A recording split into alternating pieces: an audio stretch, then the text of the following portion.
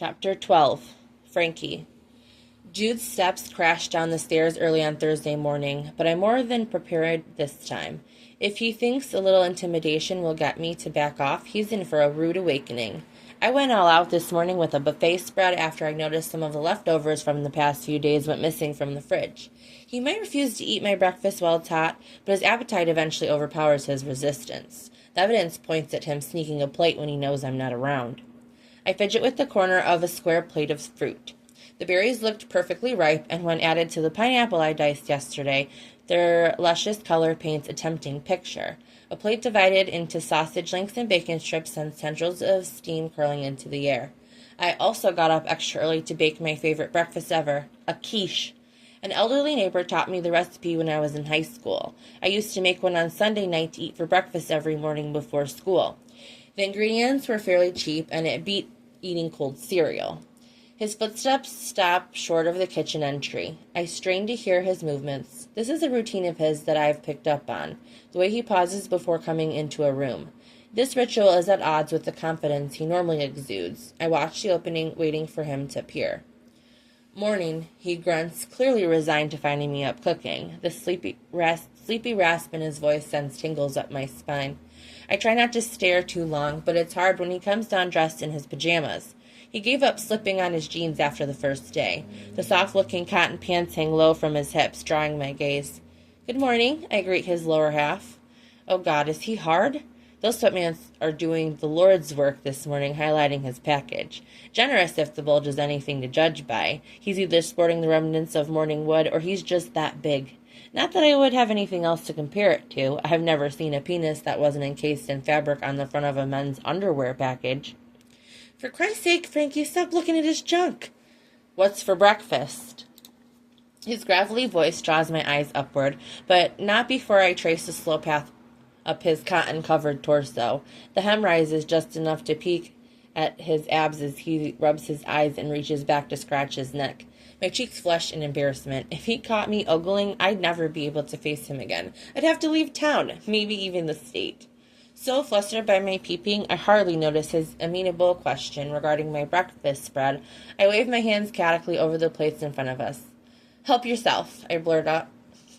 We both watch his hands as he piles his plate. Thanks. Tiny crack in his defenses feels like a major win this morning. If he's stopped fighting this, I wonder what else he's willing to compromise on. I expect him to take his food and dash, so my jaw nearly falls open when he leans his hip against the counter and settles in. He holds the plate at chest level and digs into my perfect quiche. Are we having breakfast together? What is going on?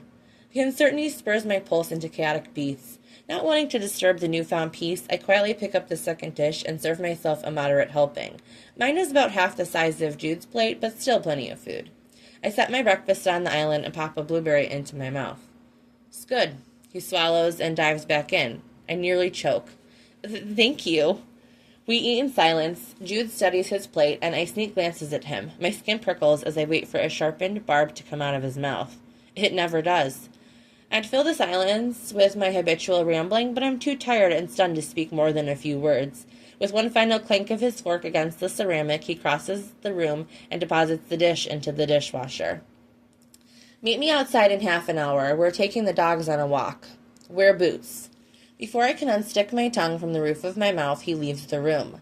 I clean up the kitchen and get ready in a blur. My mind is stuck on our odd breakfast and the day ahead after this unexpected shift. Is he finally adjusted to my presence in his space? I can't deny how good it feels to finally see him eat the meal I prepared. For the first time, I can feel useful here. Maybe this is our new normal. We've worked amicably this week. Well, Jude worked. I played with puppies until he was done. Most days, I've only managed to piss him off by cooking a breakfast he won't eat, followed by mundane tasks. He usually gets started before I've cleaned up my mess in the kitchen, and no matter how early I try to get up, he finds a way to start working before I'm ready.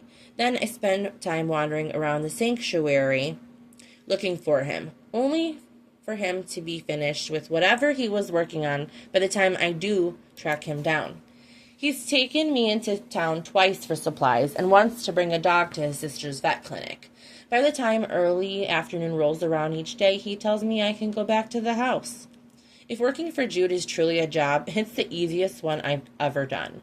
With an exasperated huff, I pull on a black coat hanging by the door. The fabric smells like Jude, and I just barely stop myself from burying my nose in the collar. The action can't be helped when he just smells that good. I step into the boots he supplied me with and exit onto the front porch. Jude and his enthusiastic pack meander around the muddy grass.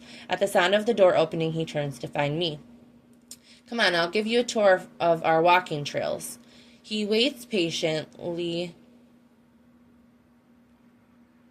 for me to catch up. The bright sun stings my eyes, sending a dull throb to my head. The pain reminds me of how I wound up in the situation in the first place, and a fearful pang settles in my stomach. I remember Dylan. I remember we were in the car. He was driving us out west, and we were talking, and then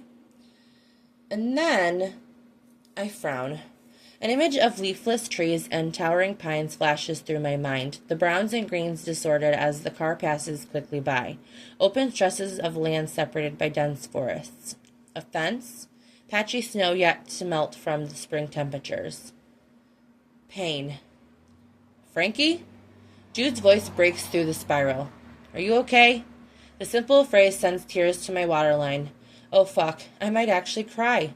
I can't recall the last time someone asked me that question and cared about my answer. Even though the blinding rays of the sun, the concern is evident in his eyes. I blink until my lashes dry. I'm fine. If you need a day to rest... I said I'm fine, I return sharply. My arm brushes against his as I pass by. The path isn't hard to miss. The dirt cuts through the brown grass on either side. Jude's heavy footsteps crunch over debris behind me. His pace remains steady but slow. His effort not to catch up to me is noted and appreciated. The seconds to gather myself allow me to rebuild my defenses and shove these abrupt feelings down where they belong. Chirping birds join the rustle of the dogs walking over brush. I drag in a cold breath of morning spring air and feel myself finally settle. Do you do this every morning? I attempt to reset the mood of this walk. Our breakfast was amiable, and I don't want to ruin our newfound friendship. Every day unless it's storming. Jude catches up to me and eases his pace at my side. Some of the dogs get spooked by thunder.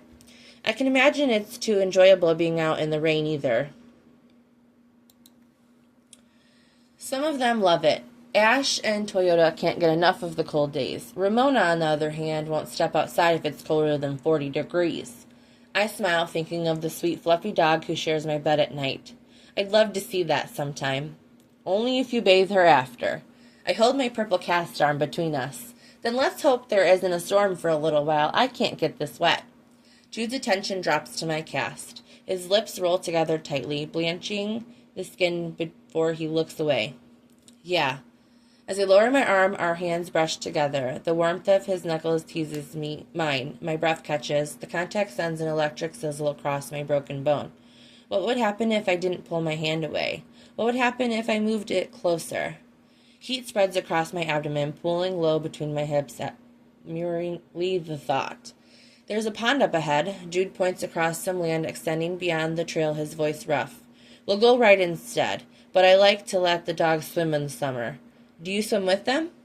Jude tucks his chin into his shoulder and locks eyes with mine. Not unless one of them needs my assistance. I fluster under the intensity of his stare. I hope that never happens.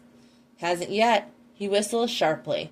Any roving dogs follow us to the right. This loops back around. It's a good trail, always clean. I take the pack twice a day, but I'd like you to help with the newcomers. They walk on leash only, so you'd only handle one at a time. That won't be a problem. If your arm gives you any trouble, I can find someone else to take them. Is that all you're going to have me do? Walk a couple of dogs? It'll keep you busy, he mumbles. Hardly seems like the type of work an employee would do. He shrugs. It's the type of work I need you to do. How can I argue with that? I don't have a lot of experience working with animals, but he does have a couple of other employees who appear during the day. Maybe there aren't enough tasks to go around. I just find the circumstances highly suspicious. He offered me a job, yet there isn't any work for me.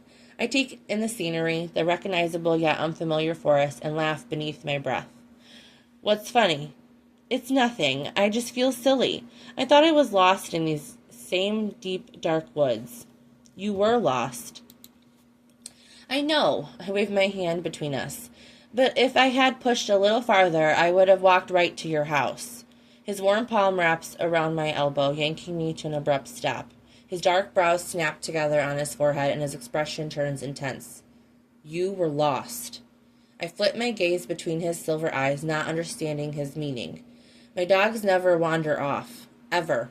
You were so far out there. If Ash hadn't disappeared that day, if I hadn't gone looking for her, I don't know how long it would have taken me to find you. My mouth drops open, and a tiny white cloud of air escapes in the chill. Oh.